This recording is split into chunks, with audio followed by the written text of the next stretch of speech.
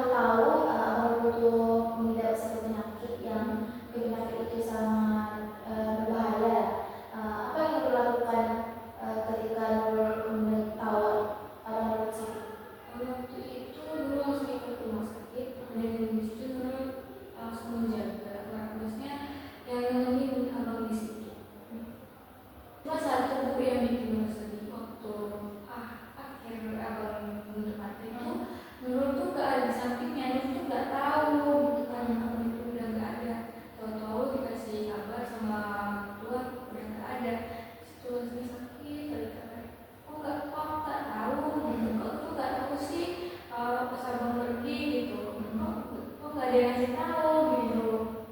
Tapi kalau enggak kan jadi istilahnya kan kayak nggak ada perpisahan gitu.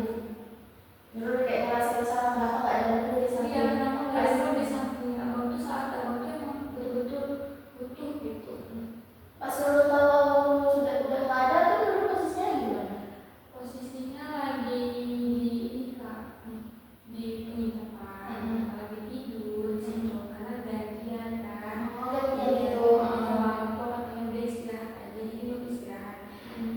Karena emang waktu itu kalau nggak salah meninggalnya di waktu jam 3 pagi kan. Situ kan waktunya udah malam banget, udah pagi kan. Jadi situ sama orang tua Nurul tuh suruh istirahat aja gantian.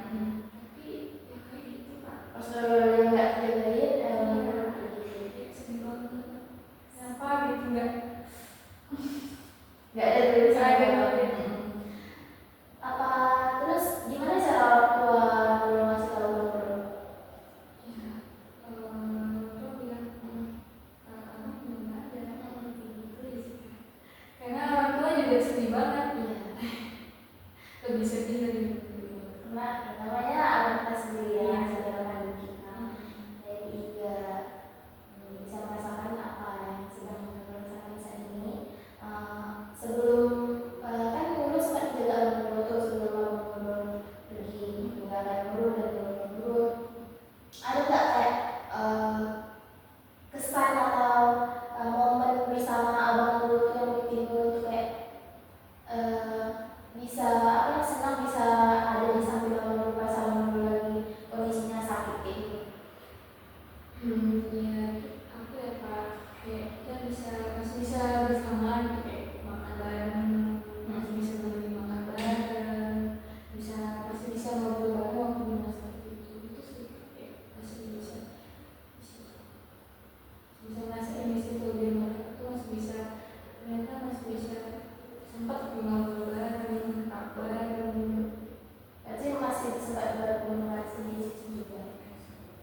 Kemudian ada nggak abang Nurul tuh kayak nguatin Nurul tuh jangan sedih kayak ngeliat abang kayak gini gitu kayak ya kayak nguatin gitu kayak dia tuh berusaha yakinin Nurul kalau diri dia tuh baik aja gitu.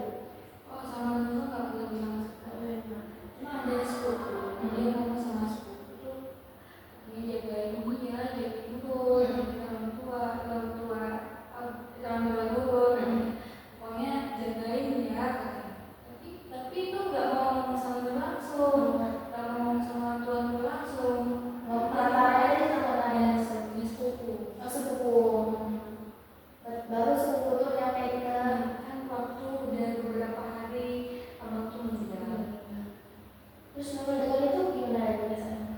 Sedih kan bu, kayak ya Allah gitu kan, cepet banget gitu, masih muda, abang tuh masih muda loh bu, Umur berapa? umur 28 tahun Oh, dan belum menikah. Di situ kayak nanya, kenapa kok cepet banget sih, orang Allah tuh ngambil kayak orang-orang yang orang-orang baik di dulu, orang-orang yang kayak emang sayang banget sama dulu. Abang tuh nggak pernah marah sama dulu. nah Nurul tadi mengatakan bahwa abang Nurul ini sangat berarti di hidup Nurul. Pas Nurul sama dia baik, nggak pernah marah, orangnya sayang sama Nurul. Nah selain abang Nurul yang ini, Nurul punya kakak atau orang lain yang Punya Nurul udah bersaudara? 3 Iya bersaudara. Terus abang yang meninggal tadi itu anak itu yang pertama. oh yang pertama Nurul ketiga. Anak dulu saudara. Berarti sangat merasa kehilangan sekali dengan sosok kakak yang sangat kehilangan bu. Soalnya sama abangnya aku sangat dekat. Yang kedua ini tidak terlalu dekat. yang kedua juga ada. Tapi jauh bu, dekat. Berarti sama abang yang pertama yang bilang tadi dulu.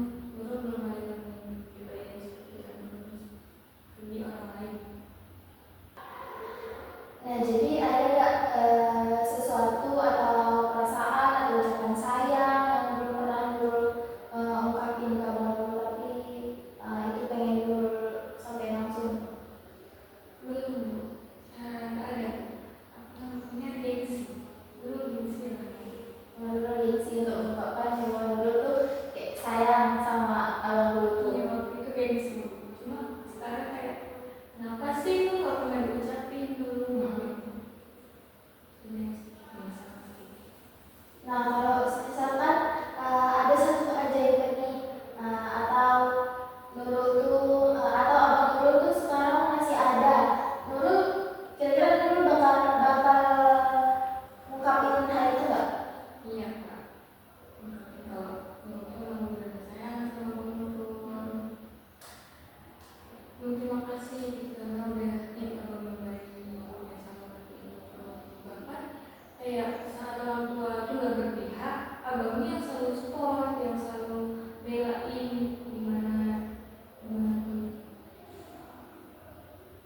Pernah nggak Nurul bikin abang Nurul merasa kayak marah gitu, atau kayak tadi udah nggak pernah marah ya? Nah, berarti sekalipun abang Nurul tuh nggak pernah marah sama Nurul walaupun Nurul bikin kesalahan. Enggak sih kak, enggak marah, mungkin cuma dikasih nasihat sedikit, tapi dia enggak marah. Jadi ada yang Mbak Nurul sayang itu sama abang Nurul.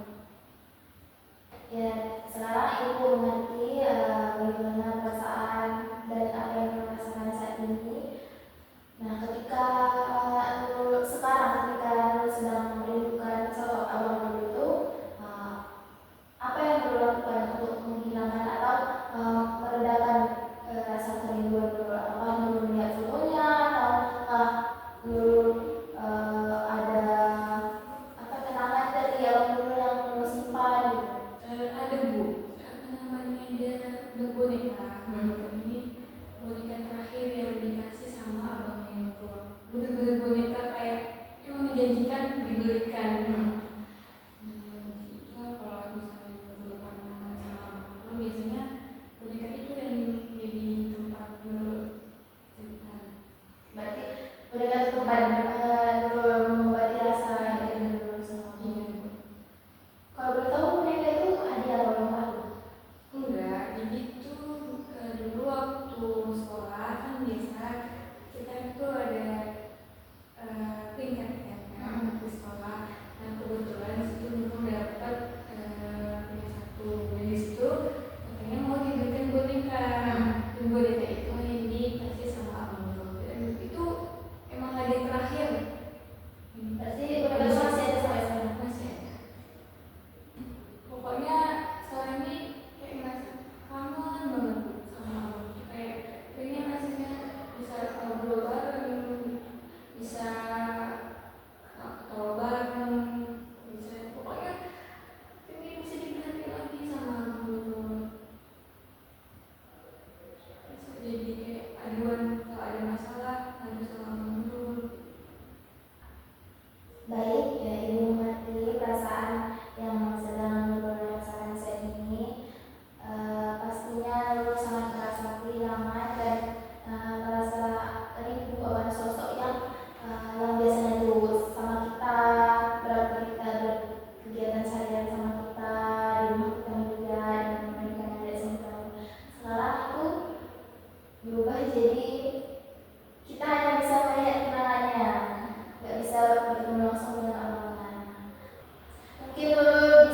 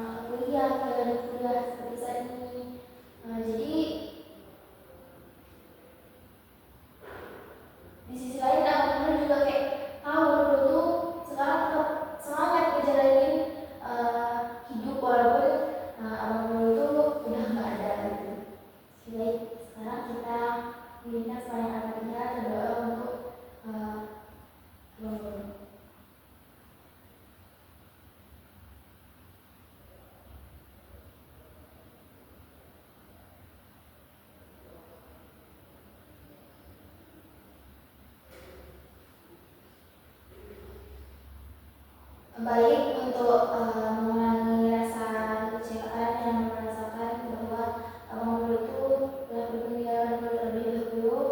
Nah, Ibu ada satu teknik yang mungkin bisa mengurangi rasa kekecewaan tersebut dan membuat perasaan Nurul lebih tenang.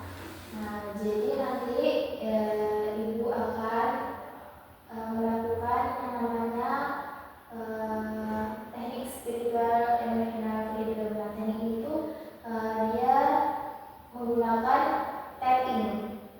Nah, tapping itu menggunakan ketukan kecil dari bagian-bagian tertentu seperti di kepala sini, sebagian di sini, di depan dahi, alis, kemudian selanjutnya. Nah, nanti sembari Ibu melakukan tapping tersebut di bagian tertentu yang Ibu contohkan tadi, dulu juga sambil mengikuti apa yang Ibu katakan dalam hati Nurul, bahwasanya Nurul ikhlas terhadap takdir yang sudah Allah tentukan untuk Nurul, bahwa Bang Nurul sekarang tidak bisa sama-sama dengan Nurul lagi.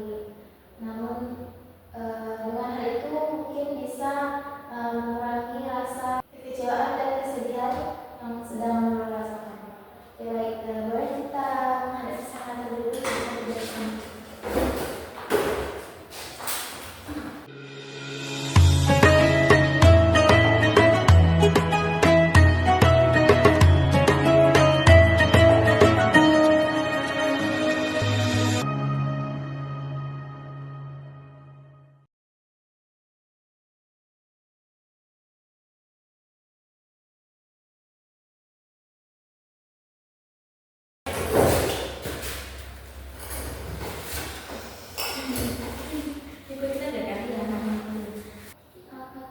Oke, baik, sekarang kita mulai.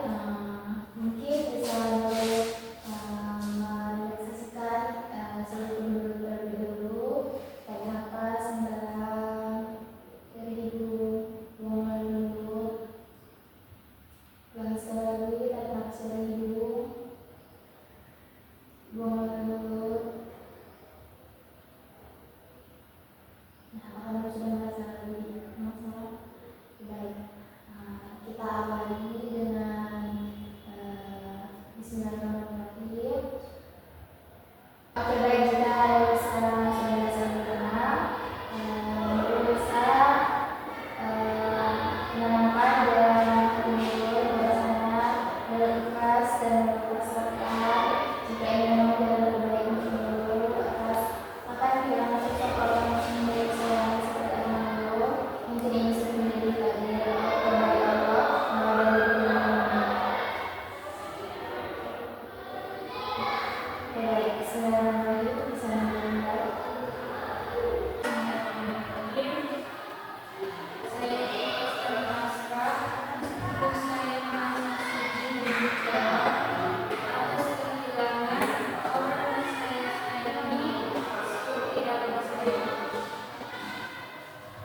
Mungkin ini takdir dari Allah dan saya